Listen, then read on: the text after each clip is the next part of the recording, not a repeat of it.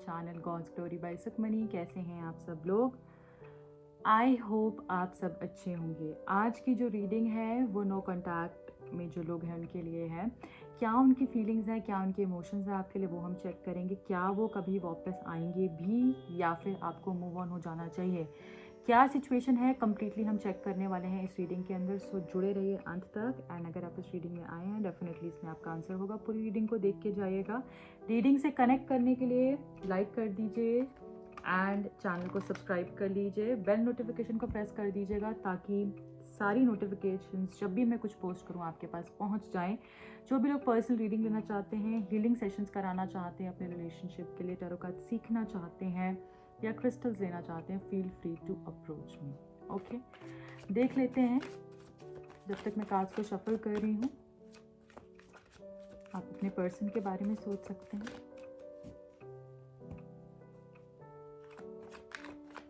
क्या फीलिंग्स हैं आपके पर्सन की इस नो कॉन्टैक्ट सिचुएशन में? Thank you, thank you, thank you.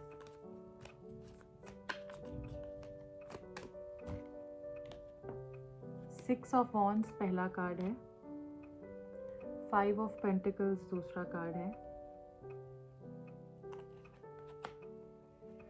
King of wands third card है, डेविल फोर्थ कार्ड है and queen of pentacles is the fifth one, the fool bottom of the deck. आपके person जो हैं मैं कहीं ना कहीं देख पा रही हूँ कि इस नो कॉन्टैक्ट सिचुएशन में किसी गलत इन्फ्लुएंस के अंदर है। आपका रिलेशनशिप हो सकता है इस तरीके से शुरू हुआ हो कि जहाँ पर कि फिजिकल अट्रैक्शन पहले हुई हो एंड देन फिर आप लव या इमोशंस के अंदर गए हों। कुछ लोगों के लिए ऐसा है, नॉट फॉर एवरीवन। एंड मुझे ऐसा भी दिख रहा है या फिर इस पर्सन को फिजिकल अट्रैक्शन आपसे काफ़ी ज़्यादा होगी। ओके, मैं यहाँ पर ये भी देख पा रही हूँ कि आपके पर्सन जो है अभी फ़िलहाल इनको ऐसा लगता है कि जैसे आप इनको छोड़कर चले गए हो सकता है आप पहले इनके पीछे बहुत जाते थे, इनको बहुत चेज करते थे और अब शायद आपने वो सब करना कम कर दिया है। तो इस पर्सन को लगता है जैसे इसने मुझे छोड़ दिया है और ये अपनी लाइफ में आगे बढ़ गई है या आगे बढ़ गया है, राइट। तो इस पर्सन को ये भी समझ में आ रहा है कि आप थोड़े से बॉसी हो गए हो या फिर आप अपने बारे में ज़्यादा सोचने लग गए हो। इस तरीके की एनर्जी है। ये पर्सन जो मुझे दिख रहे हैं वो डेफिनेटली ऐसा दिख रहा है कि बहुत ही रिजिड एनर्जी हो सकती है, थोड़ी बॉसी एडमेंट एनर्जी हो सकती है, थोड़ा कभी कभी रूड भी बोल देते होंगे। बट मुझे ऐसा लगता है कि इनके अंदर ईगो ज़्यादा हो सकती है। एंड आजकल बहुत ज़्यादा ये पर्सन जो है सिर्फ और सिर्फ जो है नेगेटिव लोगों के आसपास हैं और वही लोगों के हिसाब से इनका माइंड जो है चल रहा है। हो सकता है कि नेगेटिव इन्फ्लुएंस के कारण से जो सारी चीज़ें आपकी अच्छी करी हुई हैं ये पर्सन उसको कहीं ना कहीं भूल गए थे। बट अब मुझे लग रहा है कि जैसे ना ये इस सिचुएशन में आ जाएंगे कि इनको सोचने पे ये पर्सन मजबूर हो जाएंगे कि इन्होंने आपके साथ गलत किया, इन्होंने आपको झूठ कहा, इन्होंने आपका साथ नहीं दिया, इन्होंने आपको डिसीव किया। तो वो जब एनर्जी आएगी मुझे दिख रहा है जो कि बहुत जल्द आ सकती है। यहाँ पे फूल का कार्ड भी है। तो वो जो रियलाइजेशन है, वो जो ज़ीरो की एनर्जी पे जब ये आ जाएंगे, फिर से रीस्टार्ट होगी चीज़ें, तब ये समझ पाएंगे कि आप इनके लिए क्या हो और आपने इनके लिए क्या किया है। तब ये क्वीन ऑफ पेंटिकल्स का जो कार्ड है ना, ये तब आपके लिए एक्टिव होगा जबकि ये पर्सन को रियलाइज होना शुरू हो जाएगा आपके लिए कि आपने ही इनकी जिंदगी को बेहतरीन किया था। आपने ही उस कहते हैं ना, खाने के अंदर वो नमक मिर्च मसाला आपकी वजह से ही था। जब खाना ही फीका है तो उसको खाने का मज़ा नहीं आता है ना। तो वैसे ही आप जो हो, तो आपके होने से ही इनकी लाइफ में सब कुछ है। इस तरीके का रियलाइजेशन इस पर्सन को होगा। मुझे ऐसा लगता है कि इनका जो ईगो है वो भी जो है मुझे लगता है थोड़ा सा लो डाउन होगा, क्योंकि कभी कभी ये ईगोइस्टिक बहुत ज़्यादा हो जाते हैं जिसके वजह से ये सोच नहीं पाते हैं आगे भी किसी और चीज़ को लेकर। सक्सेस आपके रिलेशनशिप में होगी। ये पर्सन जो है इस लेवल पर आ जाएंगे कि जहाँ पर ये आपके साथ जो आप कहेंगे उस हिसाब से करना चाहेंगे। एंड मुझे ऐसा लग रहा है ये पर्सन की एनर्जी जिस तरीके से है, इनका फिजिकल अट्रैक्शन भी बहुत ज़्यादा दिख रहा है, और फैमिली का कोई इशू या इन्वॉल्वमेंट हो सकता है जिसकी वजह से ये पर्सन बहुत बहुत ज़्यादा डिसीजन नहीं ले पा रहे हैं, क्योंकि ये जो कार्ड है ये हमको बेसिकली यही बता रहा है कि किसी थर्ड पार्टी का इन्वॉल्वमेंट यहाँ पर हो सकता है। With this card I feel ये पर्सन को ऐसा लगता है कि आप इनको छोड़ के जा चुके हो, आप शायद आगे बढ़ चुके हो, सब कुछ खत्म हो चुका है, अब पता नहीं सब चीज़ें ठीक होंगी भी या नहीं होंगी। तो डर है इस पर्सन के मन में, थोड़ा ब्लॉकेजेस दिख रहे हैं मुझे इस पाइल वाले लोगों के लिए। एंड ये ध्यान हटाने की भी कोशिश कर रहे हैं, हो सकता है बहुत समय से आपकी बात नहीं हुई है, तो ये ध्यान हटाने की भी कोशिश करते हैं आपसे, बट मुझे लगता है फिर से इनको ना गिल्ट सताने लगता है। तो कुछ समय में जब इनको वो रियलाइजेशन होना शुरू होगा तब ये पर्सन वापस मुड़ के आएंगे और चीज़ों को ठीक करने के लिए सोचेंगे। तो मैं देख लेती हूँ और क्या इनकी एनर्जीज कह रहे हैं, आपको क्या करना चाहिए, आपको मूव ऑन हो जाना चाहिए या फिर आपको ये कभी आएंगे भी या नहीं अब आपके पास। फैमिली का इन्फ्लुएंस मुझे बहुत ज़्यादा दिख रहा है, जो आपके साथ इनको ऐसा लगता है फिजिकल कंपैटिबिलिटी जो आपके साथ थी वो किसी के साथ नहीं हो सकती है। इनको ऐसा लगता है कि आप भी आगे बढ़ चुके हो और आपने भी इनको शायद अब छोड़ दिया है। बट एक चीज़ इनको बार बार ये रियलाइज़ होती है कि जो आपने वफा इनके साथ की है, जितना ऑनेस्टी से आप इनके साथ रहे हो, जितना आपने इस रिलेशनशिप को स्टेबल रखा है, इतनी सब प्रॉब्लम्स आने के बाद भी आपने कभी बैकआउट नहीं किया, आप हमेशा लड़ने के लिए तैयार रहे, इस रिश्ते के लिए आपने लड़ा, चाहे उसके लिए कितना भी स्ट्रगल करना पड़े। इन्होंने आपको बुरा बोला तब भी आपने सुना, बट एक पॉइंट ऐसा आ गया था जब आपने भी बोला ठीक है, let's not do it, it's about my self respect also. तो वो वाली एनर्जी में जब आप गए हो तब इस पर्सन को लगने लगा है कि आप शायद ज़्यादा इगोइस्टिक हो चुके हो, बट ये इस चीज़ को रियलाइज़ करते हैं कि आप जैसा प्यार इनको किसी ने भी नहीं किया है। Take the lead, trust, control, lead again. One more card please. 2 आ गए, चलो 2 ले लेंगे। Balance and love abounds. Bottom of the deck is feeling alone.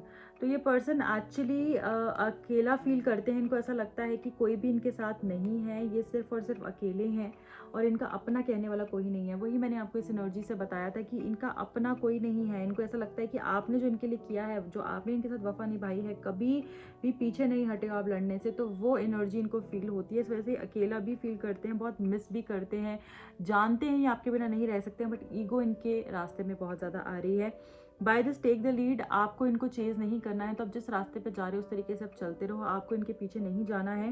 Trust रखिए सिचुएशन पे। कुछ लोगों को हो सकता है ऐसा फीलिंग आ रही है कि पता नहीं मैं आगे जा रही हूँ, ये पर्सन मेरे को मुड़ के वापस देखेंगे भी या नहीं, ये आएंगे भी या नहीं।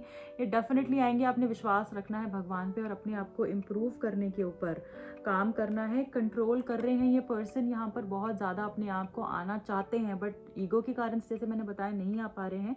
तो वो जो कंट्रोल है जो ये अपने ऊपर कर रहे हैं, जब तक आप इनके पीछे जाओगे ये कंट्रोल अपने आप को करते रहेंगे और ये हमेशा आप ही को ही झुकने के लिए कहेंगे। कोई किसी, देखो अगर आप भी 100 बारी झुक सकते हो, बट अगर गलती आपकी नहीं है तो आपको झुकना नहीं चाहिए। अगर आप सिर्फ इसलिए झुक रहे हैं कि रिश्ता बच जाए, तो यहाँ पर मैं आपको डेफिनेटली वो चीज़ रिकमेंड नहीं करूँगी।